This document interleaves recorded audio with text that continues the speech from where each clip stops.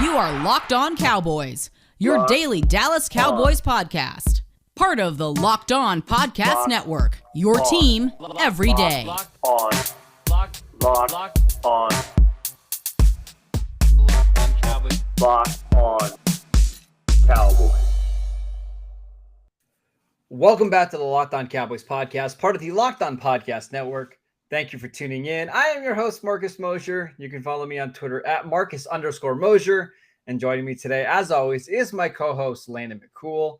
You can follow him on Twitter at McCoolBCB. You can also listen to him on the Best Coast Boys podcast. Landon, what's going on, sir?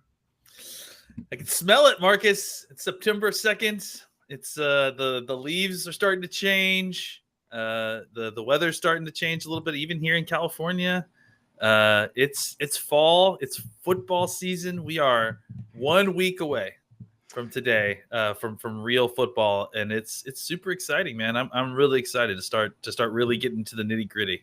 Now we are 1 week away from the NFL season, but the college football season happens tonight. I believe there's 20 games on tonight, including Ohio State and Minnesota. So actual football tonight, which is pretty cool. But we're going to be talking about the Cowboys because this is a Cowboys podcast, and I want to talk about some of the moves they've made over the last 24, 48 hours.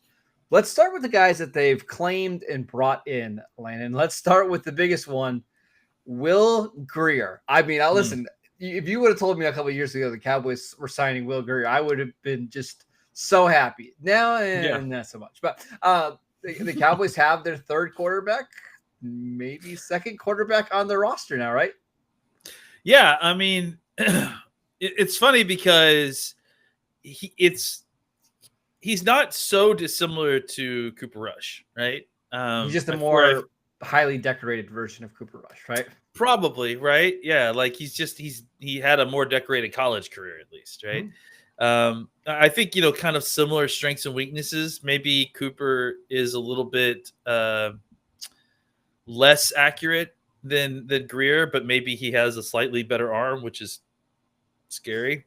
I think that, but they're clearly going for kind of a type. They want somebody who is going to take care of the football and be able to distribute the ball to their playmakers as their backup quarterback. I mean, and I think that's kind of speaks towards, maybe not knowing for sure that Cooper Rush is that guy for the long term. And maybe Grier has a little bit more upside than Cooper Rush. I think despite the fact that he's a more decorated player, his only opportunities to really get into the game were, 2 or 3 games on his rookie year, and it was terrible. I mean, it was like his third or fourth game in the NFL. So yeah, I mean, it's not to say that he's going to be a franchise guy, but it wasn't like he was in the best situation either.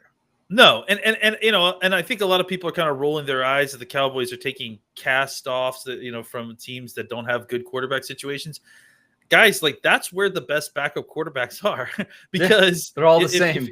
If you think that you're borderline backup and you're trying to get a job, you go to the teams that have unsettled quarterback spots. You don't go to a team that has an established quarterback where you're definitely not going to win the job. So if you're looking for someone who's trying to who at least themselves thinks that they're trying to compete for a starting quarterback job, if you're looking for that tier of a backup, you need to go to a team that cut one of the many guys that they had in there trying to throw darts at the wall to find a quarterback.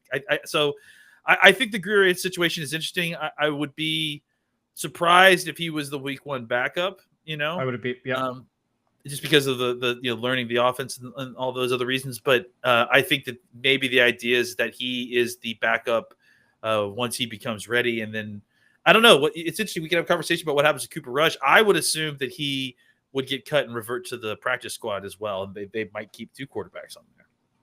I think that's possible, right? All right. Just a couple things I want to say on Will Grier.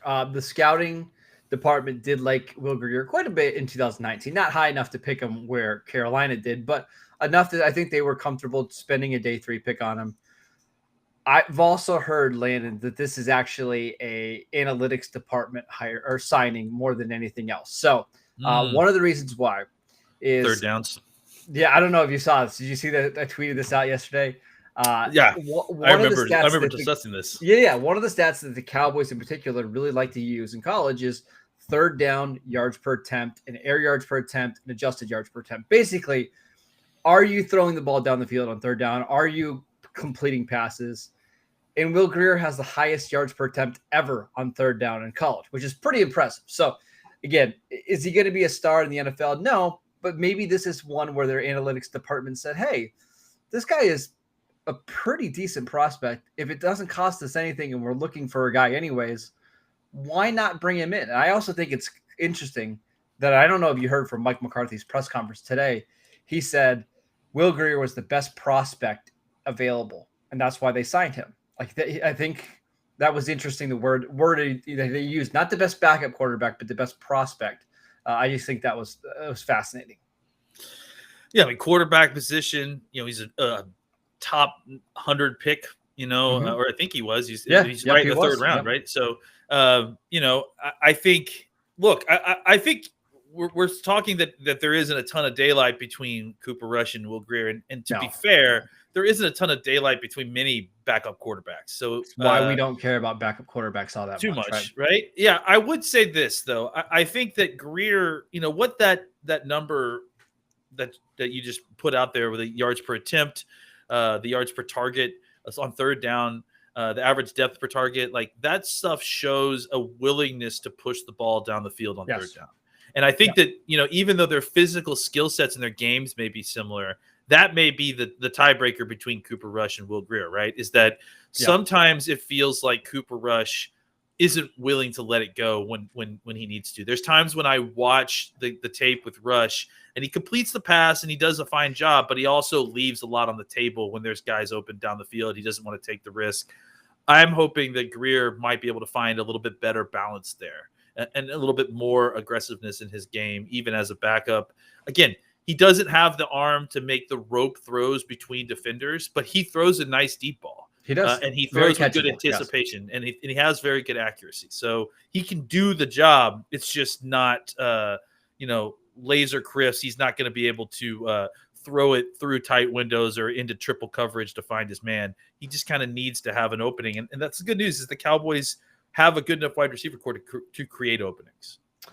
Football season is back. Let's make the most of it with a better way to create your custom pool at runyourpool.com, the premier sports pool hosting service.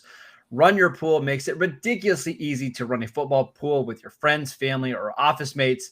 They offer dozens of formats, including Survivor, Pick'em, Squares, Margin of Victory, Confidence Pools, and so much more. Run Your Pool hosts formats for NFL and college football with 1-week games, full season, playoffs, or the Super Bowl. Unlike other fantasy sports platforms, Run Your Pool has options and settings so that you can make it your very own. Reconnect with your friends and join nearly 2 million football fans to make every game action-packed this season. All you have to do is go to runyourpool.com/lockedon or use promo code LOCKEDON at checkout to get $10 off. That is runyourpool.com/lockedon, runyourpool.com/lockedon. All right, let's talk about the other waiver claim. I guess it wasn't a waiver claim. I think it was just an outright signing, and that's Corey Clement. Yep, the running back who played so long for the Eagles. He actually signed this offseason with the Giants. The Giants decided to keep Saquon Barkley and a couple other young kids on their team. I think this one makes a lot of sense, Landon. Like we were looking for somebody to be able to play a little bit if they needed to on offense, but also really contribute on special teams. That's what Clement does. I swore when I went to go look at Clement that he had been around for 8 years. It feels like, I've seen because he was a rookie during their Super Bowl run. That's really what it is that he was like an established player during their Super Bowl run, which is so weird because that was his rookie season. And that was actually the last season that he had, significant touches in the offense. I think he scored 4 touchdowns that year. Maybe 3 of them were against the Cowboys. I mean, I definitely remember that one game that we played them that I think we lost like 37-9, where I just remember there being one drive where I was just sitting there going, all we have to do is stop Corey Clement. Right. And we couldn't stop Corey Clement. So I'm glad he's on our team. But I will say that I think, you look at the snap count, you look at the distribution of how he's played over the last few years. I mean, really throughout his career, he is more of a special teamer at this point than he is a running back. I think he obviously will give you snaps as a running back. He has played running back. He has experience running the football. He's a big guy. He can take punishment. He could be a little bit of a goal line back if something happens with Zeke, and you want to start giving him carries there. But for all through a game if you need him to. Yeah.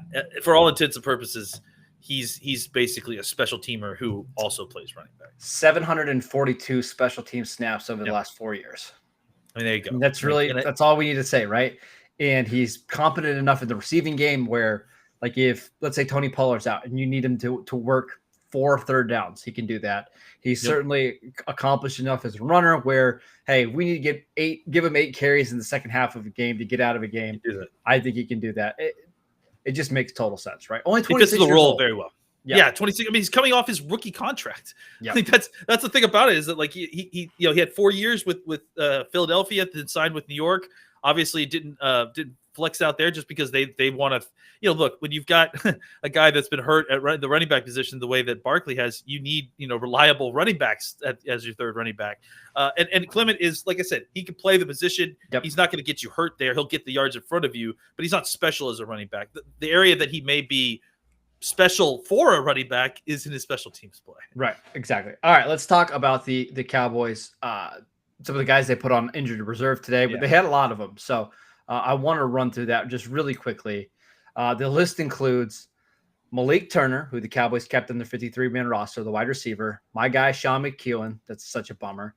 Kelvin Joseph, Neville Gallimore, Josh Ball, and Francis Bernard. Now, all of these guys are going to miss at least 3 games, but they're all eligible to return. My guess is that Joseph will probably be good to go by week 4. McEwen, I don't know because of the high ankle injury.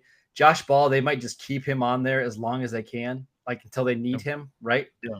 And then Neville Gallimore, I think that one's a little bit up in the air as well. So any thoughts on those injured reserve guys? I think you nailed it. I mean, we've actually been talking about this for a while, right? Like Joseph is a situation where he probably was going to be coming back. He probably will be ready to play right before that 3-week period is up. So why not just have him on the roster, use that roster mechanism and keep him on the roster spot for just on the IR for an extra week. Gallimore, I think, is similar. I think his timeline kind of lines up similar to where the IR timeline return timeline is. I think hopefully he'll be probably closer to ready to go by the time he's actually eligible to come off of the list. Yep.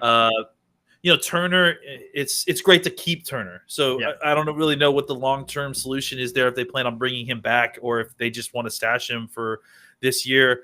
Either way, I'm glad to have him back. He's one of these guys. I'm thinking back to the past years when we stashed wide receivers before. He is, at this point, I think the guy I'm most excited of those kind of stash wide receivers to see what happens again. I saw Aaron Parker made it to some other team's practice squad. That was kind of the guy I liked a little bit.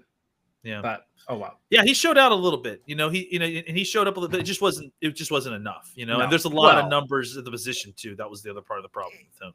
And our guy Brandon Smith made it to the practice squad. Well, we'll talk about him in just a second. So all right, I don't think there's anything fascinating with the injured reserve guys. I think we kind of know all this, right? McEwen, all these guys, I would say everyone except for Josh Ball and Francis Bernard, I would expect to be in the conversation to come back when their eligibility allows them to.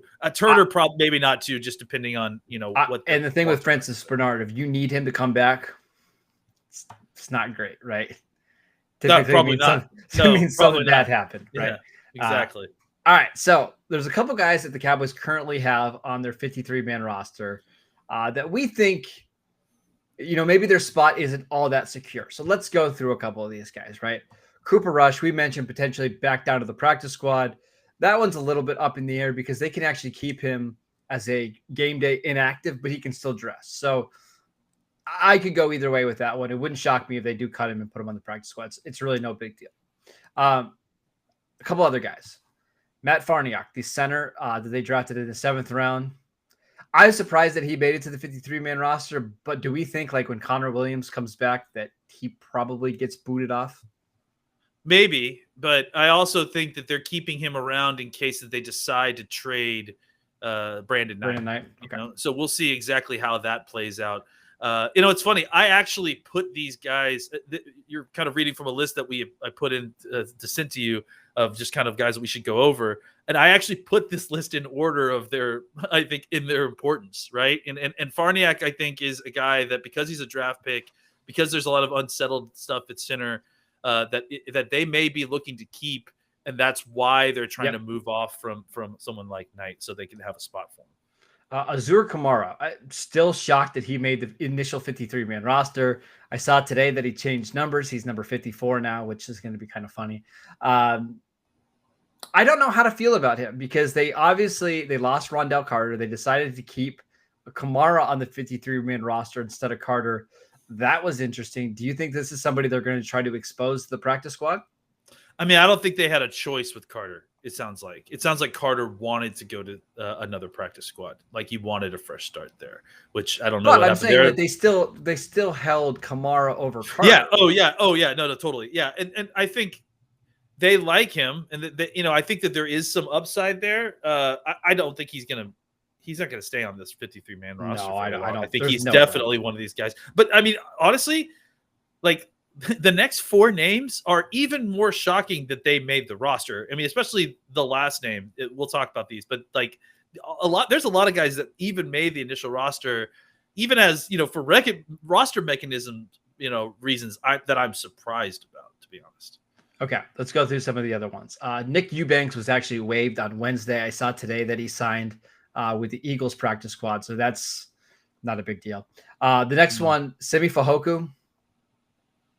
Yeah, I mean, it's not surprising because he's a draft pick, but again, once Noah Brown has not been cleared from COVID yet, my guess is once Noah Brown is cleared, he'll be gone. But he actually has a little while. I mean, we could talk about this a little bit, but I'm pretty sure Noah Brown just went on the list, didn't he? So Simi actually may be on the team a little bit longer than some of the other people that are on this list. Okay. Luke Gifford. That one, it's interesting. He plays a lot of special teams, so maybe this is a fossil guy, but I don't know. I don't think I could go either way on Gifford. I would be surprised if he didn't get cut and put on practice squad. I mean, just because he will make it to the practice squad. All right, you're going to have to tell me about this last one.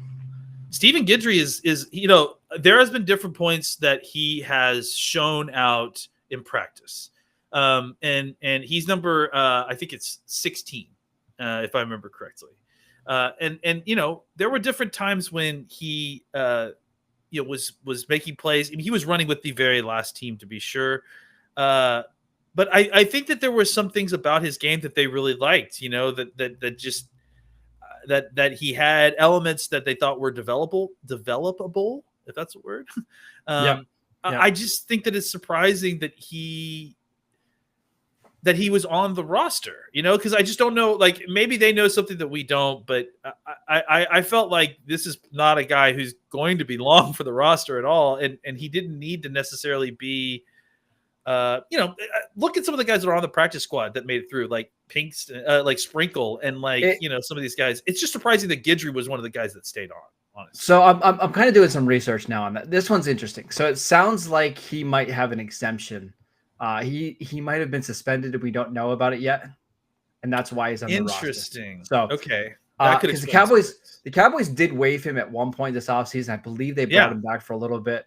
So we'll get some clarity on that one. We'll talk about it on tomorrow because that one is it's a little bit odd. Like, it definitely is the one that I put the biggest asterisk. Like, why would even with roster mechanisms, why hold on to him if this is a guy who definitely is not going to get claimed and could easily be a practice? We'll come back to that one because that one is very, very interesting. All right, I want to talk about the Cowboys practice squad because, of course, we want to talk about the Cowboys practice squad. There's some interesting guys on there, but before we do that, I want to tell you guys about Bet Online.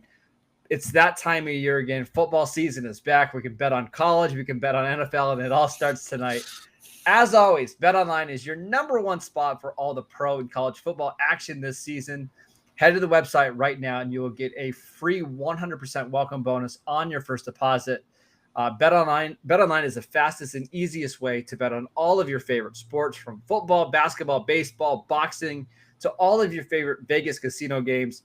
Don't wait and take advantage of all the great offers available for the 2021 season.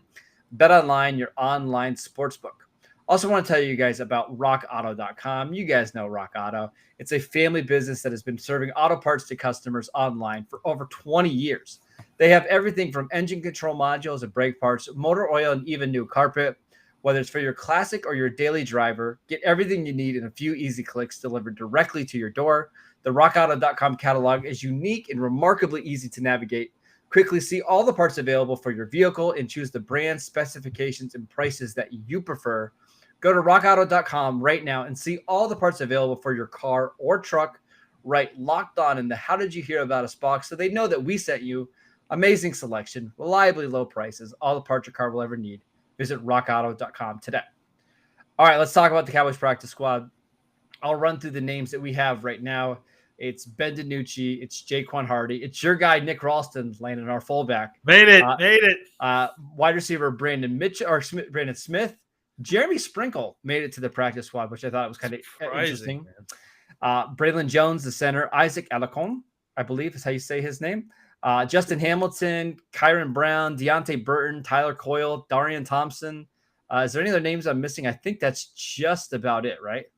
Did Austin Fayalu make it too? Yes, he did. Yes. Okay. I think they listed him as a defensive end, which I don't know, which is funny, but he's a defensive tackle. Yeah. I mean, it's what's interesting to me is that it's pretty great that they got Hamilton on the practice squad. It's fantastic. Yes. And Sprinkle.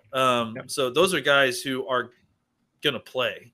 My guess is those are your two guys that are brought up during the week, right?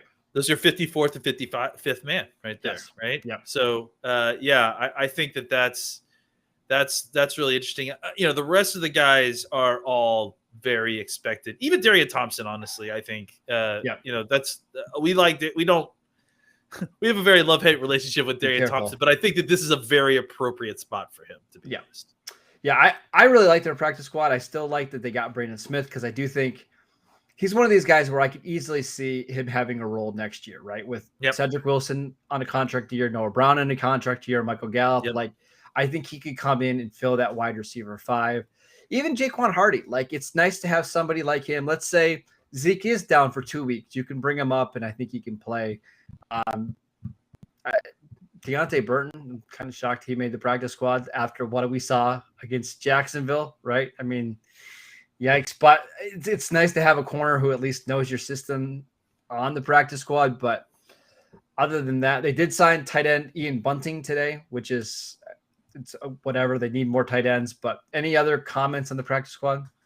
No, I mean, I will say that I think it's, you look at the practice squad, you got, I mean, just off the top of my head, 1, 2, 3, 4 guys who I feel like maybe even 5 that if you needed them to step up, that they could play. That you wouldn't be embarrassed by having, you wouldn't be embarrassed by having Darian Thompson come onto the field for a couple plays. You certainly wouldn't be embarrassed. Right. Yeah, you certainly wouldn't be embarrassed by having Justin Hamilton on the field. Right. Those are NFL players. Nick Ralston, if he's going to get used as a fullback, I would assume sometimes. So that those guys are all, I think, it's good to have that many players on your practice squad that if need be, you can call them up and rotate them in as needed. And remember, this practice squad is very fluid. Like, guys are going to be coming in and out all season long. They also signed Braylon Speaks, the defensive end, defensive tackle, who Kansas City drafted in the 2nd round. Very years Rondell ago. Carter, very Rondell Carter-ish, right? Like, I mean, it's just kind of in a similar sort of vein. I'm still not sure why Rondell didn't want to be here, but that's a different story. Couple other just newsy things before we go. Lyle Collins will not practice on Thursday. Sounds like he won't practice on Friday. A chance on Sunday. Are you worried about his availability for next week? No, because I think that this is what that is about. I mean, it's about making him available for week 1. I do have concerns about, what this is going to mean for the whole season. I do too. But no, I'm not immediately concerned about his availability for week 1. I'm more concerned about his play in the preseason. Like, he did not play particularly well in the preseason. So I think he's somebody who needs as many reps as possible, and he's just not getting them right now. So it could be a clunky start for him. Last thing, we've got some jersey number changes, Landon, and I want your thoughts. Oh, boy. Here we go. Trevon Diggs, number 7. Wait, really? Yeah. Oh, I love it. All pro. I love it. Yeah, it's is that serious? Number. All pro year cover for Trevon Diggs. Yeah. I love that. Osa Odigizua, 97. That's kind of a cursed number around here, but 97 for Osa. 75 didn't look right, really. It made him look so wide, which is glad. Yeah, it did. It did make him look like a trash can full of dirt. Okay. Yeah, I'm good with that one for sure. All right, Nahshon Wright from 40 to 25. That on board. Yeah. Okay. Because it's going to remind me of Patrick Watkins playing corner. Yes, it will. Yes. Next one, Jabril Cox from 48 to 14. That was his college number. Yeah. That's fine. That's fine. That's good. It's better than 48. I'll give you that much. For sure. And then Azure Kamara, we mentioned it, number 54. It just looks so much better. Like he might actually be able to make it now. Yeah, now he'll look like a defensive end instead of a linebacker playing defensive end. No, probably not. He's still awfully small. All right, there we go. We got through these Cowboys signings, the practice squad, injured reserve, and jersey notes all in one show. Proud of us, Landon. We're rounding into mid-season shape. We're doing well. We're getting there. We're getting there. We got 7 days before game starts. There may be a couple more changes here and there, but I think we've got the bulk of our roster at this point. Yeah, I know he's gone, but we're gonna keep using this phrase. We're stacking good days on good days, right? Until we die. Until we die. All right, that is it for today's show. Thank you guys for tuning in. As always, you can download this show on Apple Podcasts, Spotify, or wherever you get your podcasts. You can follow the show on YouTube. You can follow us on Twitter at Locked On Cowboys. You can follow Landon at McCool BCB. I'm at Marcus _Mosher. We'll see you next time.